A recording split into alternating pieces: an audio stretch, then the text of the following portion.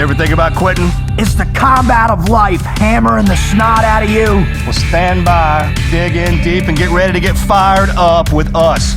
Welcome to the Team Never Quit Podcast, the #1 podcast that inspires you to fight on.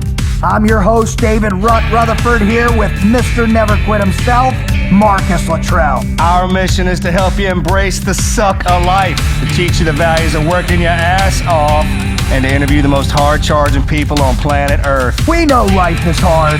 It's time for you to suck it up, Buttercup, and let us teach you to persevere in every environment imaginable by sharing real-world lessons learned by those who never quit. That's right. It's time, Marcus, for us to help them defeat the negative insurgency in their lives. You fire me up. Are you ready? I'm ready. Let's roll. Let's roll.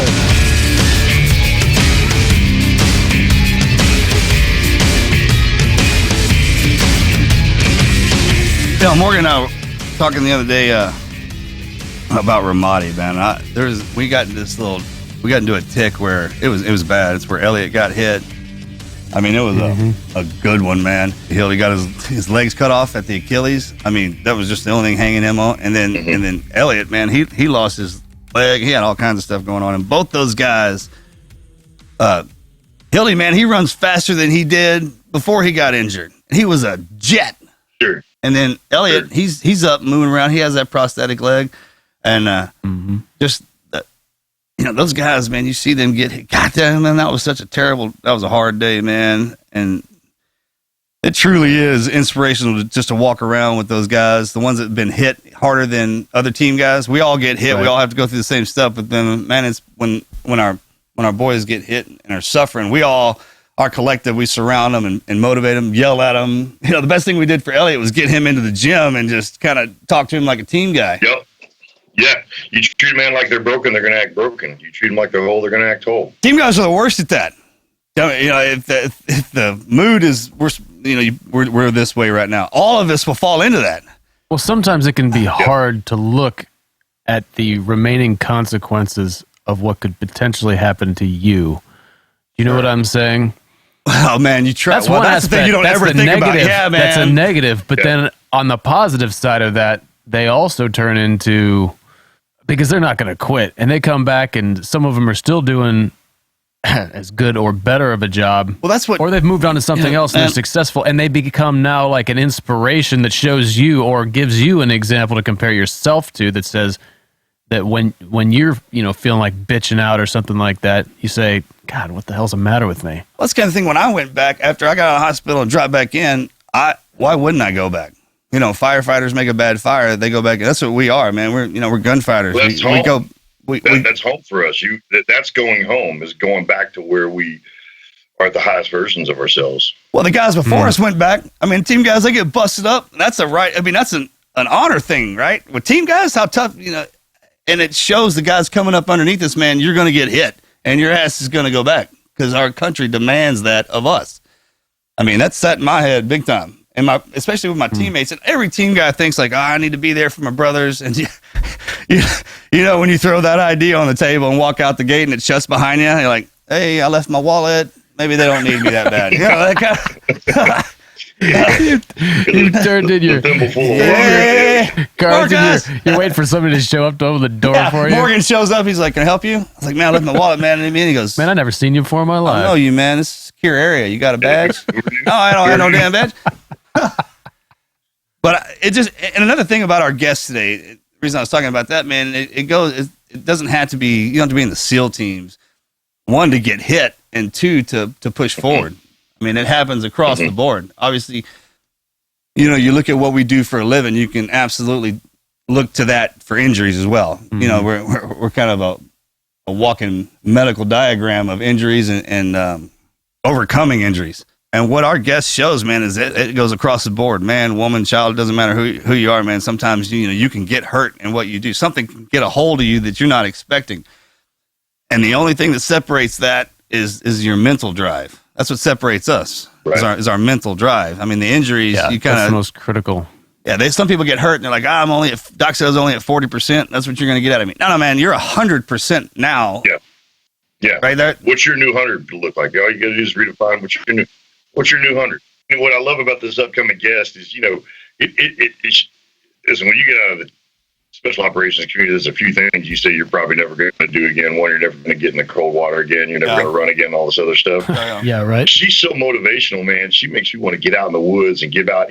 Because we spent a lot of miles on goat trails and all that other stuff, right? But we were on patrol. There's a difference between patrolling and hiking. Patrolling, you're not there to see the views and all that other stuff. And when we do it, there's a lot of the world we haven't seen in daylight. Yeah. And her story of just hiking and drinking the world in is amazing. Absolutely. She went to an environment that can literally cause her injuries not that she has now, but she has a disease. The lupus is what affected her. But let's think about that, man. She's on those trails and walking, the injuries she could sustain, while rather anybody can, right? But she got it, and then went in there and hit it. So that's... Absolutely. Let's do a little. Let's do an overall arc to give an idea of what Stacey's about. So, her biggest challenge here is she was diagnosed with lupus when she was 19 years old. Now, lupus has a bunch of different forms. I'm just going to take this right off a definition. It's a name given to a collection of autoimmune diseases in which the human immune system becomes hyperactive and attacks healthy tissue. Symptoms of these diseases can affect many different body systems, including joints, skin, kidneys, blood, heart, lungs, basically the whole enchilada. And in her case, it attacked her spinal cord, which led to progressively worse paralysis through her body to eventually she was diagnosed as a paraplegic. Is she a a quadriplegic. Right. She was diagnosed as a quadriplegic. That's the craziest thing about autoimmunes, man, when they get into the spine, because the spine is connected to everything, it just resonates through there. And Morgan's smarter about this than I am, but dang. But just how frightening that would be, because apparently these things come in flare-ups. So she would have a flare-up, her body would be attacked, she would be in the hospital for extended periods of time, and she would come back. She would be worse, obviously. She would have lost mobility. Following that, she would have had to battle to recover some of that mobility, become healthy again. Never quite the same. So yeah, subsequently less than what she was. Yes, never quite the same, despite all that effort, and then get hit with another flare-up, which would then again pull her further down that road in paralysis. God dang, man! If you get something inside of you that affects you, and it's systemic, right? I mean, just kind of floats through you. She has that flare-up. And the fact that it can't be identified, or it's different in every person. Right. She works her butt off to get back mobility less than what she had. And she's moving out, gets hit again, goes back down. The drive that you have to keep doing that, because you don't know. I mean, it's literally it's debilitating. Can't imagine how frustrating. That's the best way to say, like, just frustrating. What the hell is affecting me? Well, she's doing harder things with less by design. She's like, all right, you're going to take a percentage of performance away from me. Great. I'm going to do something harder. And so, like, that new 100%, like, she is constantly changing that. Hey, I'm going to do a harder thing with less every time. You're going to take some more away from me? Great. I'm going to go climb a higher mountain. The weaker her body gets, the stronger her mind gets, right? So that's yeah. We're trying to reconcile that with who we're about to get to visit with, and to make it even more ridiculously awesome. She's calling us from the trail. Like, she's not calling us from Starbucks. She's not calling us from the spa. Like, she's probably on top of some boulder with a rain fly over her, right. Pointed northeast on an azimuth, so she can find the 4-bar cell signal. I mean, yeah, we haven't finished basically the story. We've put her in this terrible situation, but what everyone needs to know, and what originally brought her to our attention, is that she has thru-hiked the Appalachian Trail. 2,189 miles of hiking with the assistance of, I don't know. These things look like something Tony Stark an Iron Man built. Suit. But that's what originally brought her to our attention, is such an incredible accomplishment. Oh, how many miles do we run when we graduate buds? It's something. Clint, do you remember that they had that outline how far we swim? Yeah, it's from Florida to New York. It's 2,000 something miles every day. It's 6 miles every day to just chow every day. I think it's just to go every eat. day to chow over 6 months and all these other things. I think it's around 2,000 something, if I'm not mistaken, man. She's already banged out how many miles we run in buds, and she's not done. Yeah. As a quadriplegic. And that's incline decline too. That's not like straight line of the chow hall. That's going up, going down. Yeah, I only bring that up because of how bad we are at running. Yeah, absolutely. yeah. She's not walking through the airport. She's not walking down the sidewalk. She's going up mountains, over boulders, crossing creeks, rivers, whatever. Let's get her on here, man. I got to hear this. Yeah.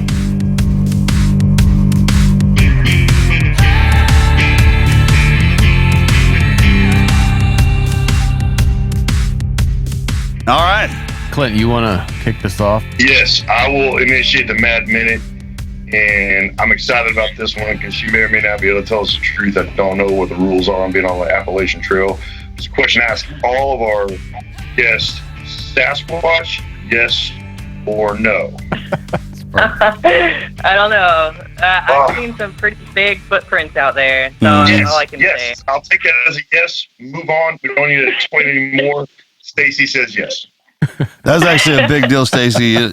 You have no idea. I mean, you have no idea. You have no idea. I think he had to deny it because it's classified. And, the Philippines has a Bigfoot too, but it looks like Chaka from Land of the Lost. It's much smaller. It's a smaller Bigfoot.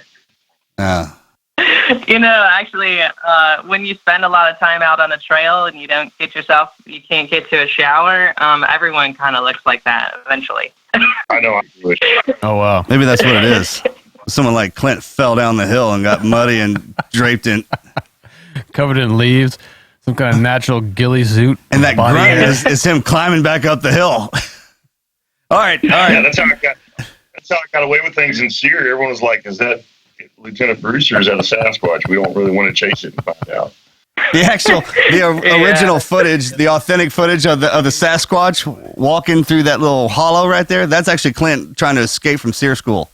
And he looks over and sees the instructor. All right, your question, Mark. All right, favorite superhero?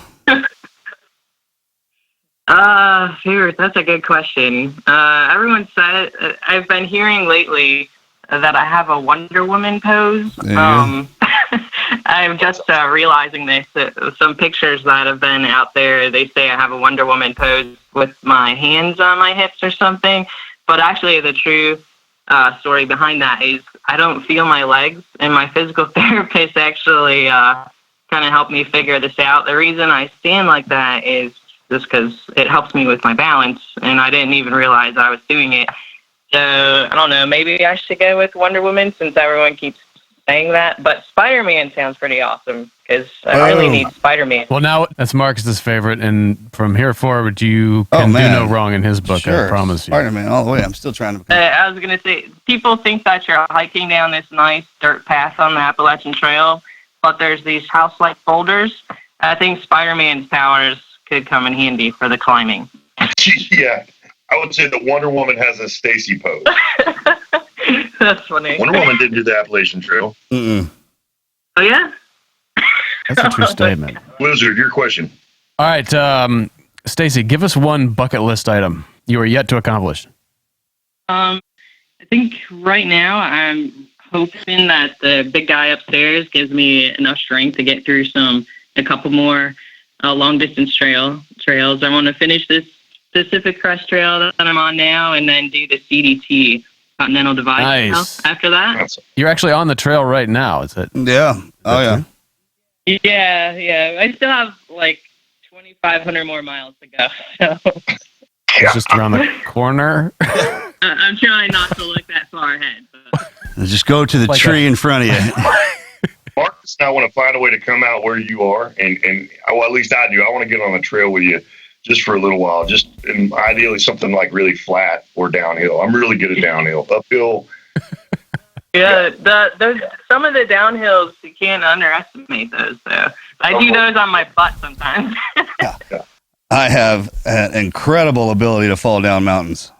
Yeah. I was wondering if you're gonna jump in on that one, Marcus. Hey, all that matters is you get back up. Right. Favorite K through 12 teacher, kindergarten through 12th grade. Favorite teacher that motivated and inspired you the best. A teacher, her name is Mrs. Cleary, and she kind of inspired me to like the outdoors. I remember her showing pictures of, mountains and different rocks and different things like that. And I thought that was always pretty cool. I might have been a science geek back then too. No one knew it. Who knew? If she could see you now. Right. Yeah, she probably doesn't remember me. I was pretty quiet. Those are the ones they remember. Like, that's my quiet one, the good one over there. I have to deal with people like me. All right, Beatles, Rolling Stones, or Led Zeppelin? Stacey. I'd go with Led Zeppelin. Zeppelin. Nice. All right. Excellent. Favorite movie character you like to play out in real life? That's another tough one. Geez. I know since I started the trail, everyone has been, there's been a lot of hikers telling me that they're going to do a movie about me one day, an inspiring movie one day. And all I can think of is if someone follows me around on the trail, it's not going to be inspiring. It's going to be a comedy, and people are going to wonder who the heck let me on the trail. So let me spin the question a little bit. Who do you want to play you in the upcoming awesome movie about you? Nice redirect. That's why we coming brought in him from on the there. side. Yeah. That's actually funny. There's been a lot of that seems to be a popular question on the Appalachian Trail, and it's funny. Two people kept being named in different crowds. The same two people were Sandra Bullock and I can't think. I'm going blank on her name right now. And she plays in a movie with LeBron James. Yeah. Oh, Amy Schumer. Amy Schumer. Amy Schumer. Yeah, that's her. Yeah, those are the two that keep coming up.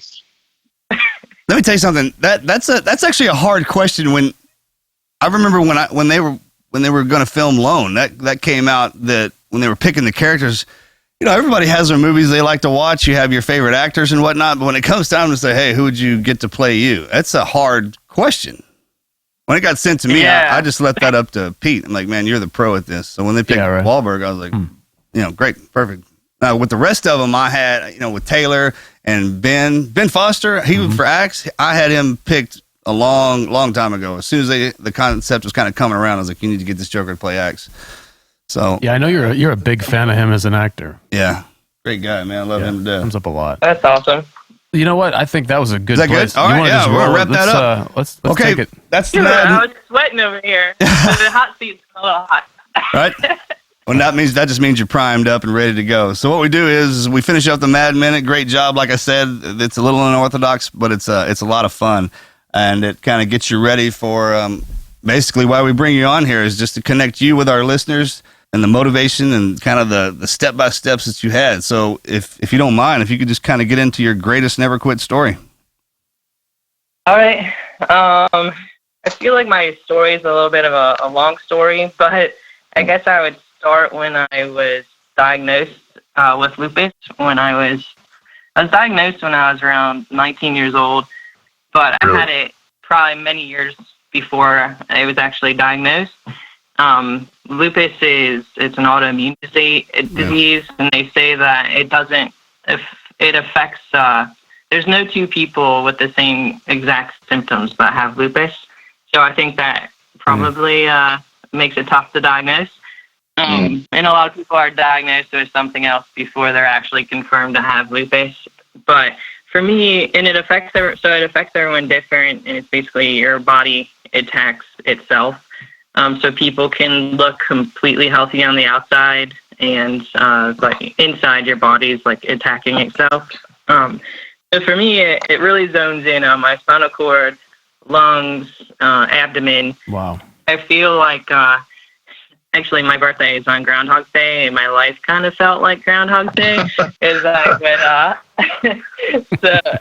don't know if that's the guy upstairs, like his joke or what, but I'd end up in the hospital losing mobility really quick, and I couldn't breathe, and doctors tried to figure out what was going on and tried to stop whatever was going on. And I just remember laying in the hospital a little bit, I was very athletic. I couldn't sit still for nothing. In church on Sunday, I remember my mom putting her hand on my knee, like trying to get my knee to quit bouncing because I was always I just couldn't sit still. And I went from that to laying in the hospital and not being able to move at all.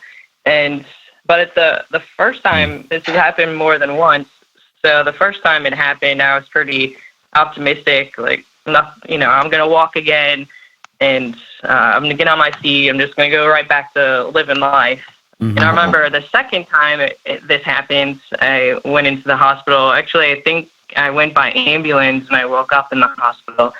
And then I remember my mom looking down at me, and I didn't want to tell her that I couldn't move my legs. And I couldn't believe that I just learned how to walk, again, and this is happening again.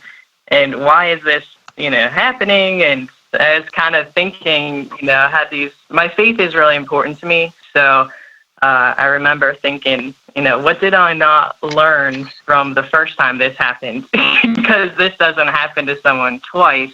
You don't lose your mobility again. And so I've just been searching every time. And this happened probably 4 or 5 times until I finally lost my legs permanently now. I won't be able to regain my legs back.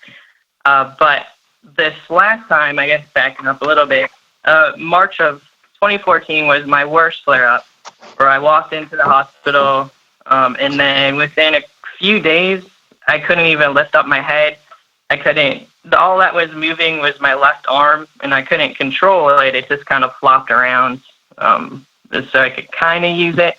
But it was very frustrating. It took 2 or 3 people to fight with my body to get it into a sitting position or transfer me anywhere. And I lost full independence, and it was frustrating. And I remember thinking, I just want to be outside. I want to be outdoors. And this time, because it happened so many times, it is a little bit more like, can I come back from, this time? I remember thinking, and so I walked into the hospital, and then I needed a power wheelchair when I left the hospital. And I was actually in school, which has been kind of that Groundhog Day thing, is every time I have a flare-up, I lose mobility. I'd either I'd lose a job or school because I was in rehab trying to learn how to walk again. That would take a long time. And then I would have another flare-up. And then I would get back to working, and I'd jump right back into life. And then I would end up flat, back in the hospital with this flare-up. And then same thing, it just kept happening over and over, it seemed like. And then this last time, and then I would change my course and think, okay, God, you don't want me to do this, maybe I'll try this. And I would kind of just keep changing the plan, but still going at it full force, I felt like. And then this last time, and I would never tell anyone that I had lupus. So when I came out of the hospital, even my friends, I would just come out with the old, everyone knows me as saying, I'm fine, I just need to toughen up. No big deal. Those are my go-to things. Everyone knew something major was happening, but they would see me. I learned you put a smile on your face, and everyone stops asking questions, and you can just get back to living life. Stacey, I'm sorry to interrupt you, but I just want to ask right here, because I'm sure you're going to move into the story about the Appalachian Trail. But at this point, I mean, you're already suffering all these setbacks. How mentally, how are you dealing with this mentally? What's your frame of mind?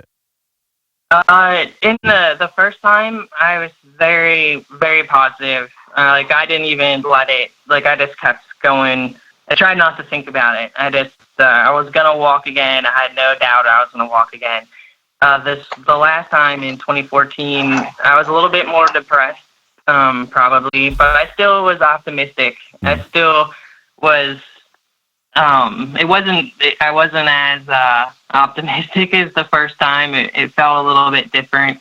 And just because I was kind of looking for what am I supposed to be doing with this the last time, even more, because I was actually back in school again, and this happened 8 weeks before my graduation, and I couldn't finish my clinical time because I had to spend time in the hospital with patients, and I couldn't walk. I couldn't do that from a power wheelchair. And it was like just 8 weeks away, and I was watching my friends, all graduate, and I wasn't sure where my future was going. And I remember sitting, when I finally got out of the hospital, sitting on my couch at home again, thinking, okay, what is God, what's he trying to teach me?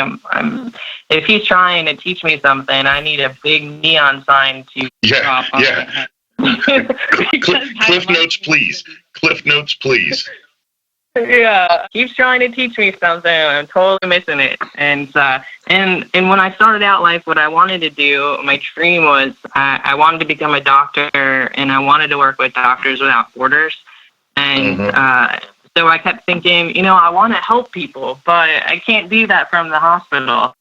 And then, the last time when it was 8 weeks before graduation, I was like, all right, I don't know what you want. But then I don't know, I just had this feeling. I was sitting on the couch and I thought, well, maybe I'm just going at this wrong. Instead of forcing my plan on, changing things, I just kind of thought, well, maybe I am supposed to be telling my story instead of hiding my story. Maybe the struggling out loud is the story. Yeah, like maybe if I, open up and instead of hiding everything, and, maybe there's someone out there, that won't make the same mistakes or whatever, maybe I can help other people. So. And give some purpose to the suffering. Yeah. I really want to pivot onto the Appalachian Trail. How important is humor to you? Is humor something, one of the things I love, and Marcus and I talk about this a lot, we talk about making it through Hell Week and all these other things, is humor is a survivor's best friend. I mean, humor is the wingman of all survivors, and you laugh so easily, and you have this really light musical laugh that's been so fun to hear. How big a part is humor and humor at yourself and then humor at other things? Humor is it's a huge part. It's the way I've gotten through a lot of bad things, probably. If I'm not laughing, I would probably be crying. So I pick laughing, I guess. And then when I'm probably in the hospital, and when my friends walk in or my family, and they have these sad, faces, humor it's all I know how to That's fix so great. That. Tell a lot of jokes. It calms things down, and it helps you. I think it helps me keep going. Sure. I know, like when I try to look as natural as possible too. When people see me, like I'll use my hands to cross my legs or put my hands in my pocket so I would look natural. Right. I mean, we talk about, we do talk about that a lot, and you'll have all these shrinks and psychologists, and everybody tries to find out why guys can make it through SEAL training. You got a strict mother, whatever it is. And a lot of times we talk about it, man, it's our sense of humor. Guy, you have to have a sense of humor that can roll into the funny stuff and laugh about it, and into the dark stuff and laugh about it. And if you don't have that ability, then everything is twice as hard. Definitely helps me get through things. Stacey, if we'd love to hear about how you discovered the legs, how you decided that this was hiking the trail was going to be, right? Your next mission. Yeah, when did that become an idea and a thing and a goal? I just didn't really want lupus controlling my life, I guess. It was one way. I love the outdoors. I think another thing that's helped me is playing sports. Growing up, I played every sport. I was very athletic, and the training I put into sports, because I would come home and my friends would think I had a good game, but I'd see where I could improve. And then I'd come home after a game and be practicing something that I thought I could improve on. And now I've taken that from that to learning how to walk and trying to find ways to walk through the tougher terrain on the Appalachian Trail or whatever. So I think that's actually helped me. And just, laying in the hospital and so many times I want to know that the next flare-up that I have, and it seems like, it's inevitable. It keeps happening. And if I don't regain my arm strength back and I'm not able to balance on braces next time, or, lupus could take my life, or whatever. I don't want to be laying in the hospital knowing that I didn't give everything I have every day to live in life. So right now, God's given me back somewhat of my arms. They're not the same. People don't notice my arms are still affected, but you know, I'm getting along. I'm able to get up and down mountains right now, and I'm just trying to enjoy life, and I don't want Lupus to stop me. So I just want to make sure I'm living as cool as I can, so the next time I don't have any regrets. When did the Appalachian Trail become a way to live that out? I've always kind of wanted to do the Appalachian Trail, but I more was thinking I would do it in sections. And then because I keep having these flare-ups, I thought it was now or never. I need to do it all now as a through hike, or who knows when another flare-up's going to come. So I just, it was kind of actually that moment when I kind of mentioned sitting on the couch asking God, like, you know, what am I missing here? And telling my story. And then I just decided to, you know, go outdoors. I was wearing new braces at the time. I wanted to show insurance companies that it's worth paying for the new technology. That was one of my goals in the beginning. And then people started reaching out to me really quick and telling me their story and their struggle. And then it became more about everyone that was supporting me, and they helped me push along on the Appalachian Trail when the trail was kicking my butt. But now these braces you have are pretty high speed, right? These are not your everyday. I believe I read they're $75,000 a pop. I don't think you're picking it up at Academy. Is that where you're going with that? Yeah. That's exactly. Yeah, that was exactly. They're not at Oshman. No, they're not at Oshman. Yeah, Sports Supply. they're pretty amazing. Can you just briefly give us an idea of how they function so people can understand? Tell us about Tony Stark and paralyzed. how it was to meet Iron Man to get those legs. How did you convince Tony Stark to build those for you? Because I've got some things I'd like him to build me. Yeah, the braces I wore in the beginning of the trail, there's no motor in them. A lot of people think that there's a motor and they're actually walking for you, but that's but really what it is it's more basic than it looks. They allow me to be able to bend my knee when I'm walking, but I'm still walking using my upper body, my arms, and my hips to make them work.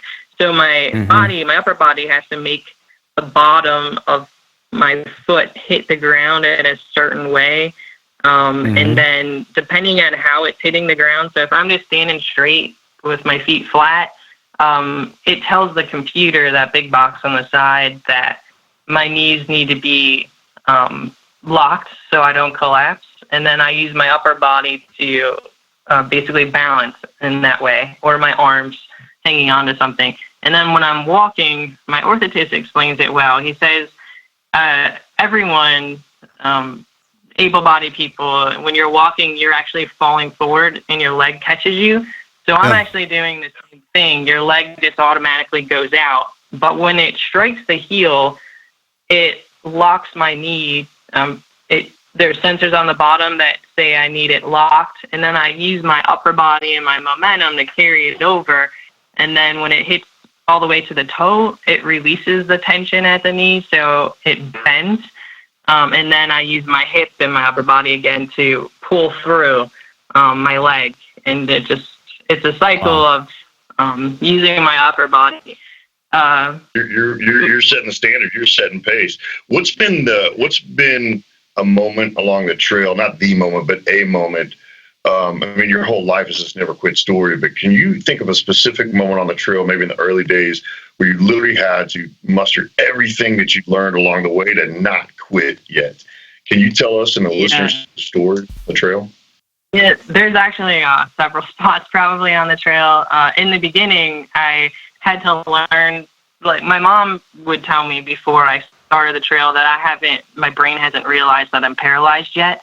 And I would just kind of roll my eyes at her, like, what are you talking about? But when I actually first got to the trail, I was like, oh, this must be what she's talking about. Like, I'm using the same pack that I used when my legs were working. I filled it with the same things. And then I realized real quick that my legs not working, you really do use your legs a lot to carry that pack. So so there was the beginning part. I was just still learning how to walk, and then I threw that pack on, and I felt like I thought my trail name was going to be a trail ostrich or something, because my head just like slumped down every time I put my pack on. So there's the beginning part of just trying to figure it all out, learning things and figuring out what I need in my pack, what I could do without.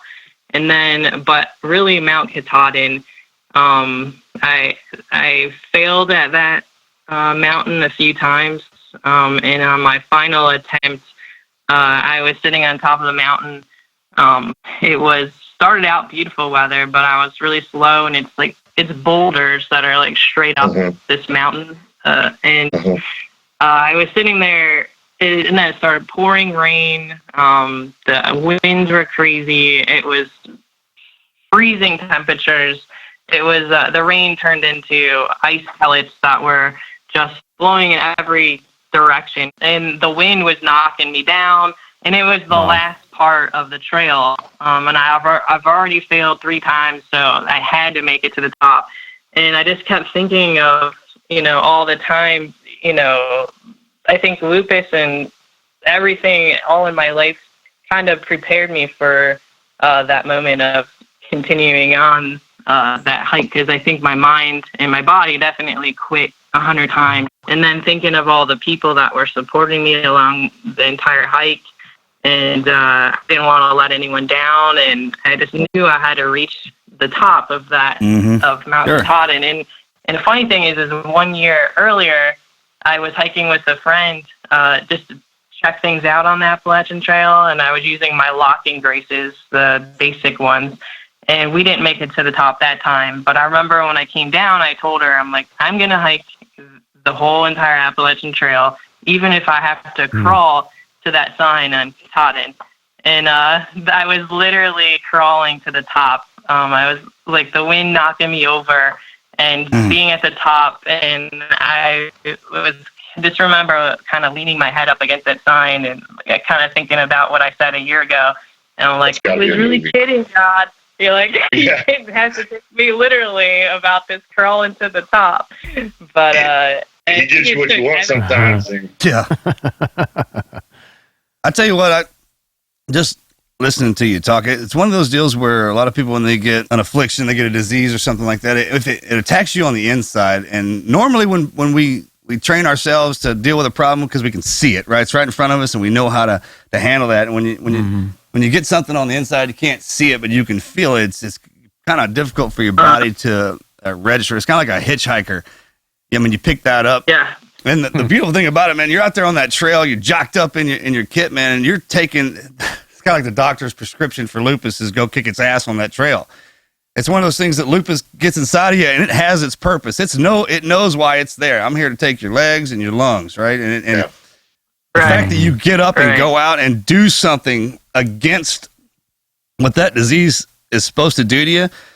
I mean, in your mind, and in my mind, when something like that happens, that's me fighting that thing, pushing it back. It has no idea what it's dealing with here. I mean, you're not going against the trail. You're walking against that lupus as well, right? That's that energy that's pushing you, even though it's kind of breaking you down. And every step is just a step, forward down that trail and kind of forward in life, man. You don't let it control you. That's how you beat it. That's how you acknowledge it, right? Because you can feel it while you're out there. And now I know it's here.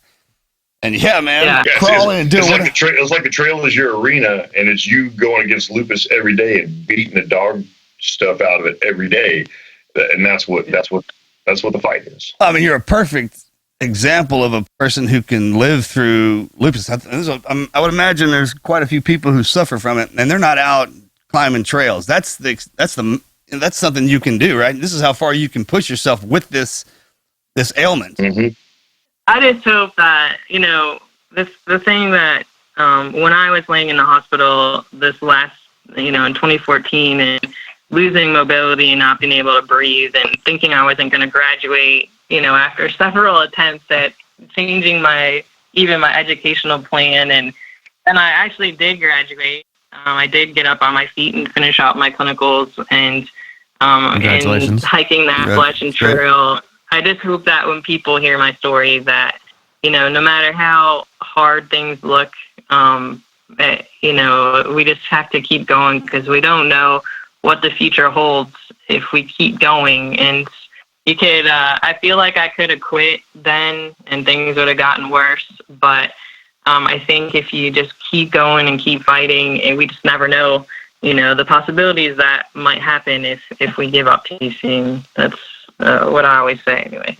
Yeah, kind of. You have this ridgeline life where you don't know what's on the other side till you get to the top of the ridgeline, and that's just this always image I have is next ridgeline. And the thing about ridgelines is it's not really comfortable. You don't want to build a house up there. You're getting all the best and all the worst of everything, but you can see what's next. Mm-hmm. Yeah. Hey, so how's it been on the trail? Have you found people coming out to see you, coming out to walk with you, or have you found people like adjusting their daily life to come tell you you're doing amazing things? And has that been a lot of fun? Yeah, it's been the best part of the trail, actually. People always think it's the views, which they're pretty awesome, but it's really about the people. The hiking community is just amazing. No matter where you come from, your abilities, your perspective on life, nothing matters when you're on the trail. Everyone just, it's a family out there, and we call it's a trail family. And everyone supports each other, pushes each other. It's amazing. It's a great community. I've loved getting to know so many people. I think I've met some really good lifelong friends on the trail. It's been pretty amazing. Nice. Stacey, I have a question. You said something a minute ago that really hit me, and I believe it was a comment from your mother saying that you haven't yet realized you're paralyzed. Now, I don't know if necessarily understood the context of that, but it made me think about, I want to ask you, how did you adjust? I mean, because in some ways you would have been forced to accommodate your situation. Like you said, you had loaded your pack and you were getting ready for the trail, and then you realized this isn't going to work for me. So you're going to have to make some adjustments. But what I want to know is, how did you, I assume it would have been tempting to, okay, now that I am accepting, what's affecting me, to continue all the way to completely buying into what typically would be associated with the limitations of being a quadriplegic, which are certainly not going out and hiking. How did you prevent yourself, how did you balance that? How did you keep your motivation to, excel beyond expectations, but at the same time, realistically able to complete, what you're going for? Yeah, I think I've just always believed that anything is possible.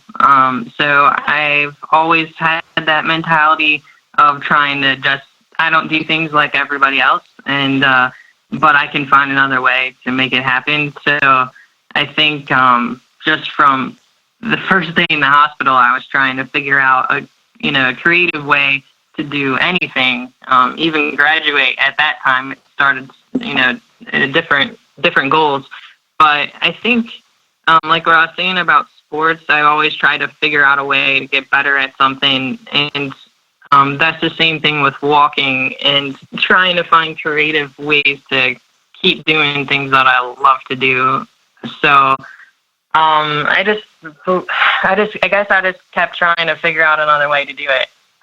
Look, yeah, that's a perfect way to describe that, because the disease attacks people and attacks people differently. And the one thing that the doctors can't identify, I mean, once they figure out what you have, they can't identify the mental strength that you have, right? And that's what the disease can't anticipate either. I mean, when it drops into you, it's like, come in here, man, I'm going to do my thing. And then it realizes, the host I just picked up is may not be compatible for me. Wrong. So I mean, it doesn't affect your mental capacity. I mean, and that drive, just to overcome each hurdle that it throws at you, makes you stronger, and it also, man, makes the people around you stronger. You don't think somebody walking down that trail, seeing you pushing yourself the way you are, doesn't motivate them to go even further. I mean, you're wrong, because it does. I mean, I hate climbing hills and mountains. If I was walking through there and saw you, man, I'd absolutely pick my head up higher and my chest out higher and keep going.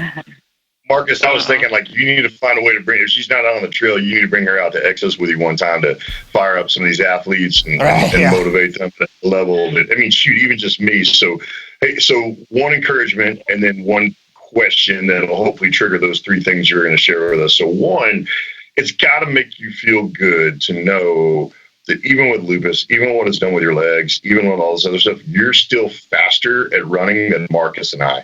That's got to, you just got to know. Great point. Probably you still run faster than Marcus and I. And then if horrible? I know, it's so true.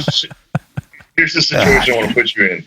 Say, you're walking a Appalachian Trail and there's a park and you're walking through it and a mom gets out with her three little girls and said, we heard about you. We don't want to hold you up, but if you could tell my daughter three things, what would those three things be? And just give us three things that we can do today to hit our own ridgeline. Yeah, I would love to hear that. Just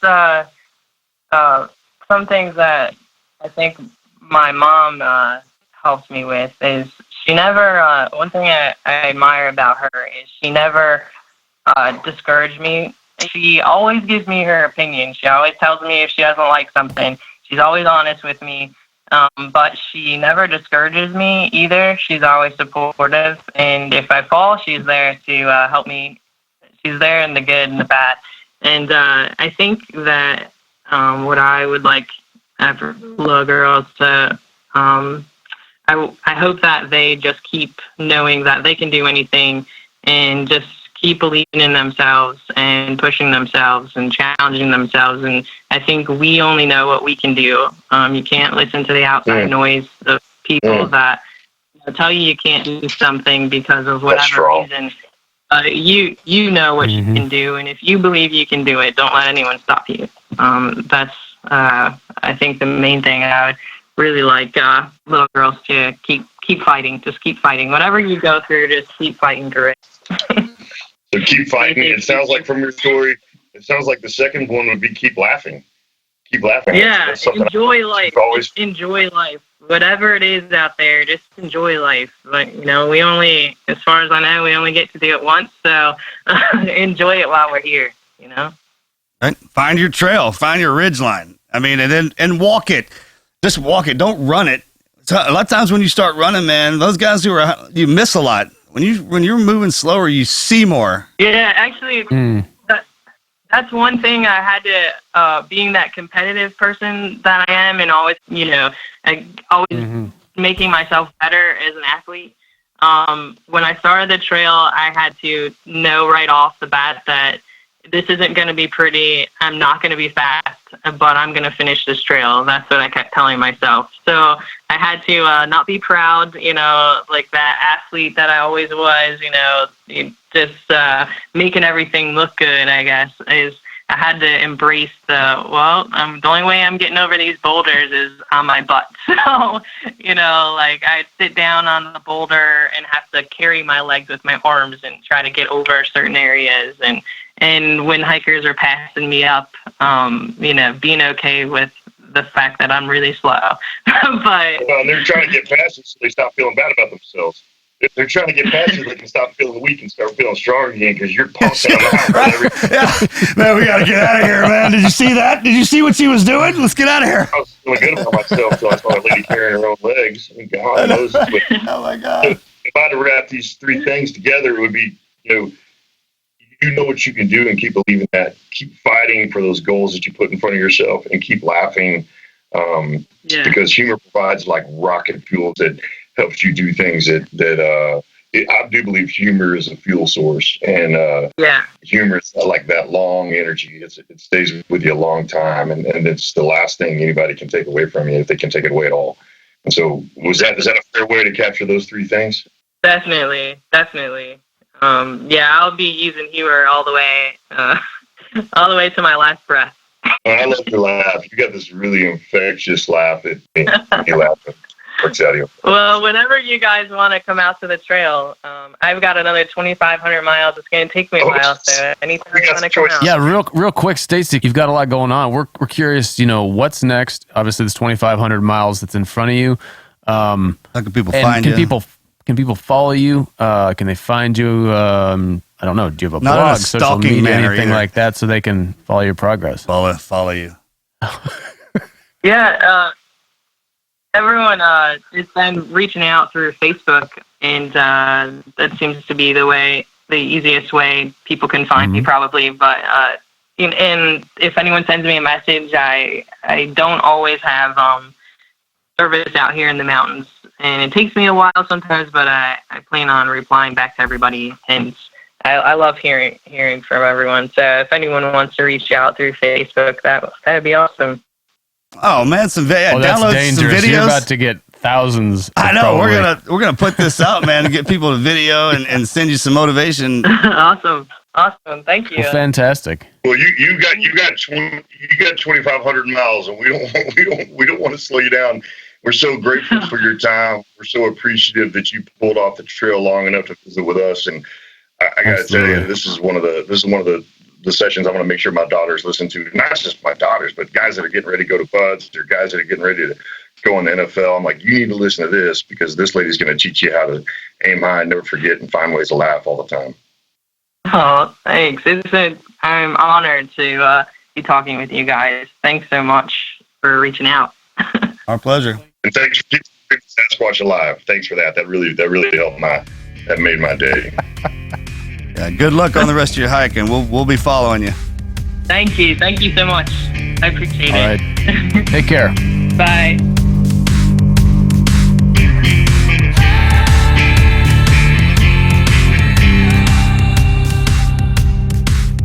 And you wanted to talk about a positive, upbeat, never quit person.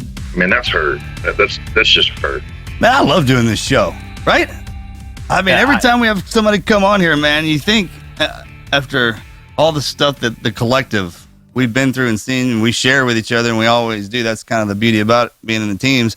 Never ceases to amaze me. Every person we bring on here throws something out or tell us something. I was like, man, dang, dude. It's just that motivation from every person is unique.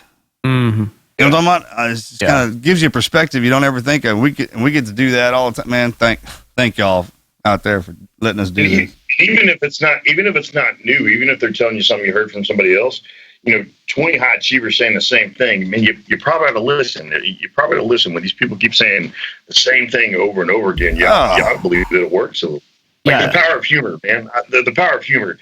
Hell Week is one of the funniest things ever when you stop thinking about yourself. I mean, when you can stop thinking. I remember it was like doing Around the World, and the guys were like, "Sir, we got to keep running." I'm like, "Why?" And they're like, "Because there's a dragon chasing us." Mm-hmm, yeah. Like, what? They're like, "Yeah, there's a dragon chasing us." I'm like, you know what?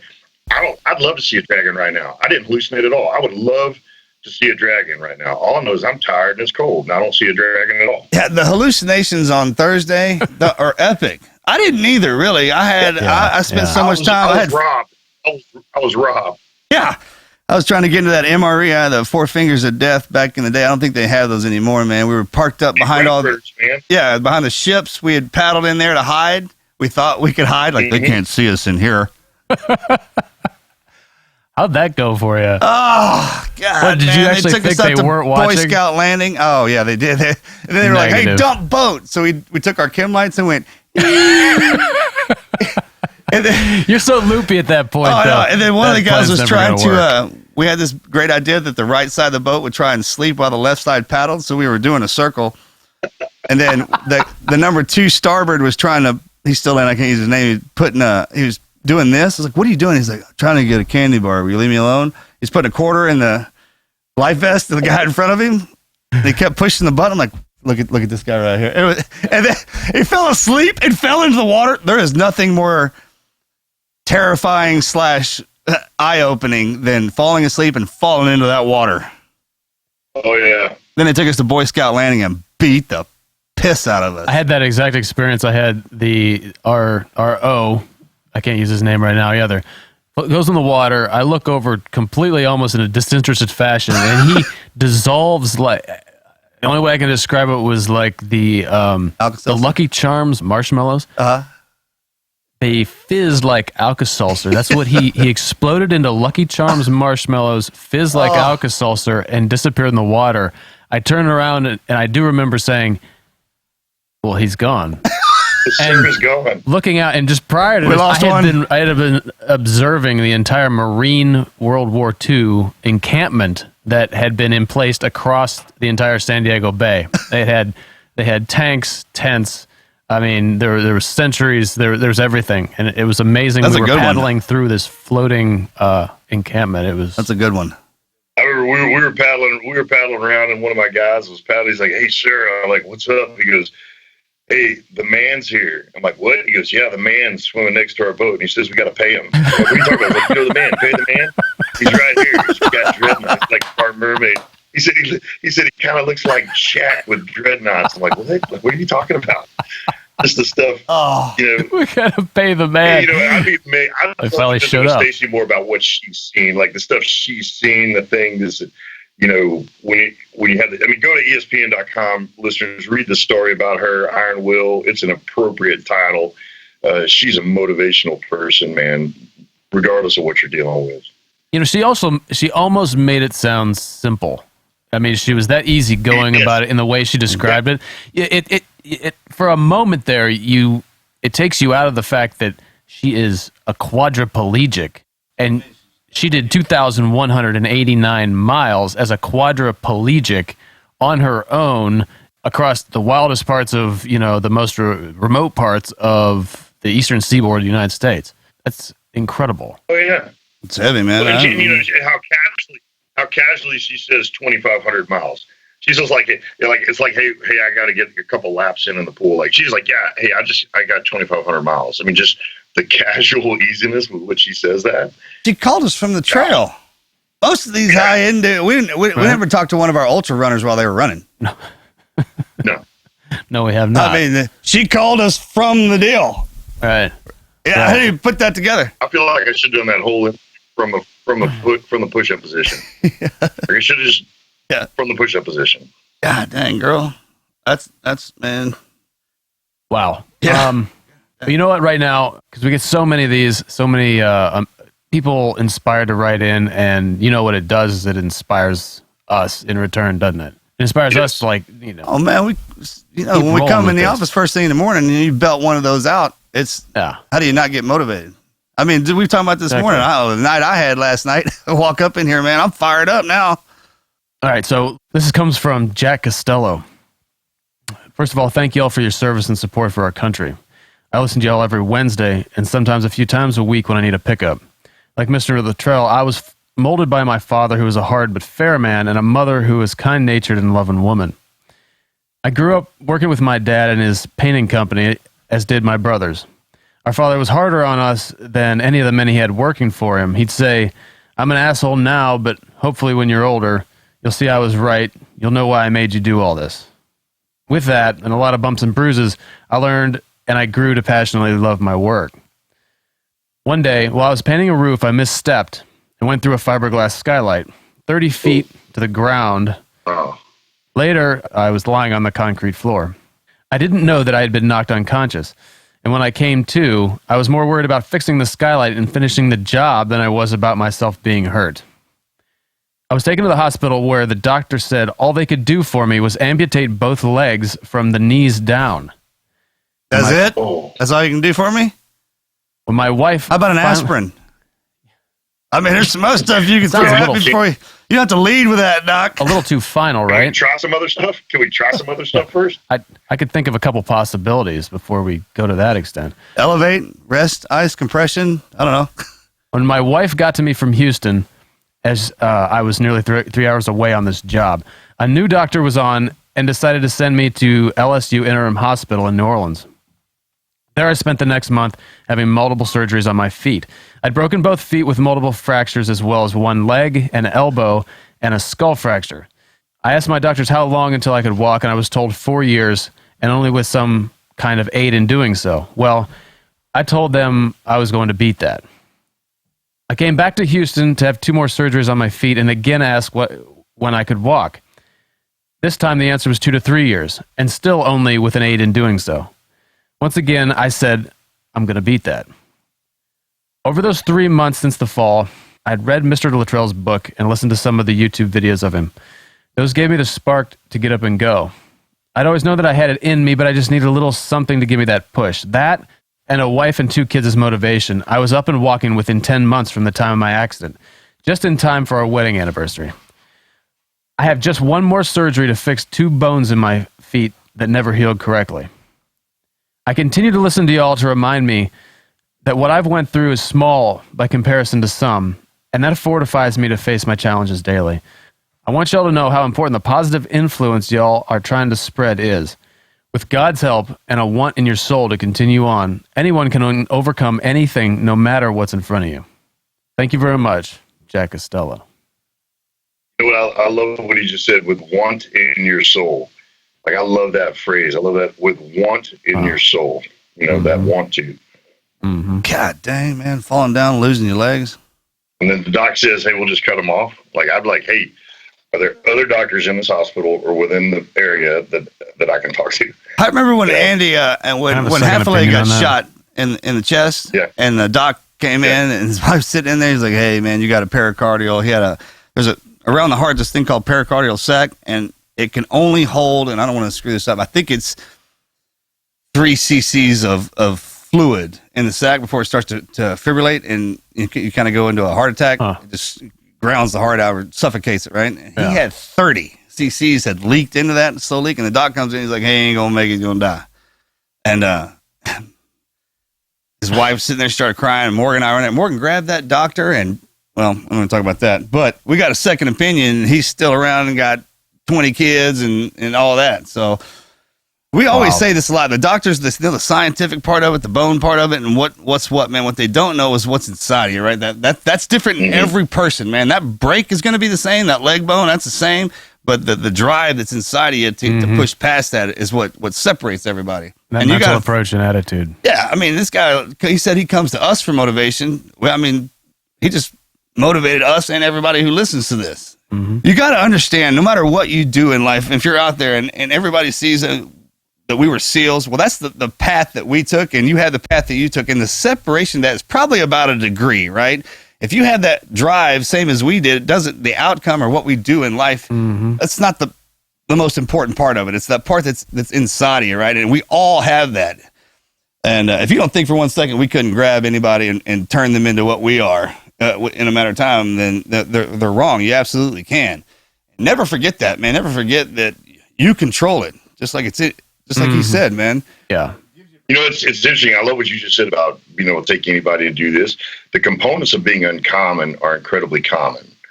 There's no magic in it, right? It's the components of being uncommon are extremely common. It just takes believing that they work. It's the fundamentals, right? That's really great, Clint. Yeah. I like that phrase a lot. That's exactly. I mean, it's kind of like one thing where you're like, oh, I don't know how to get that. I mean, I got to do this and this is that to get that spark environment. No, literally, right now, I'm telling you, it's inside of you. We are telling you, you already have it. Go out and do something you think you couldn't do. You'd be surprised how fast it gets done. That's right. You just have to develop it, right? That's the train. Yeah, absolutely, man. You mold it. You cut all the white noise, the fat away from it, man. And what you're left with is just that blue flame. That's what we have, is the blue flame.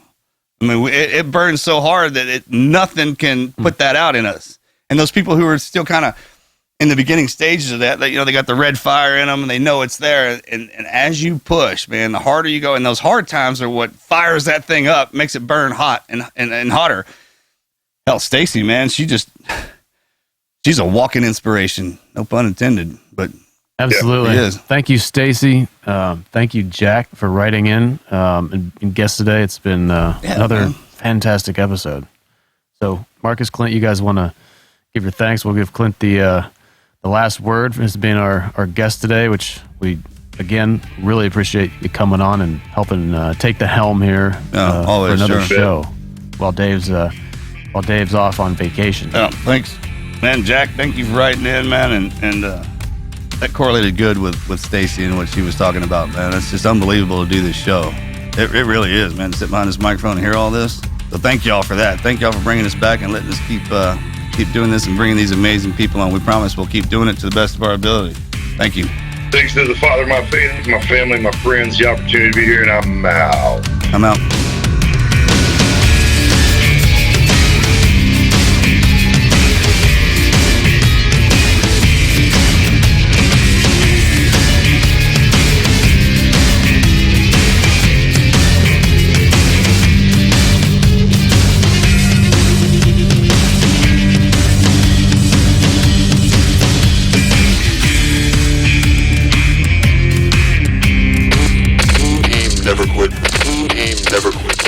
Never quit radio.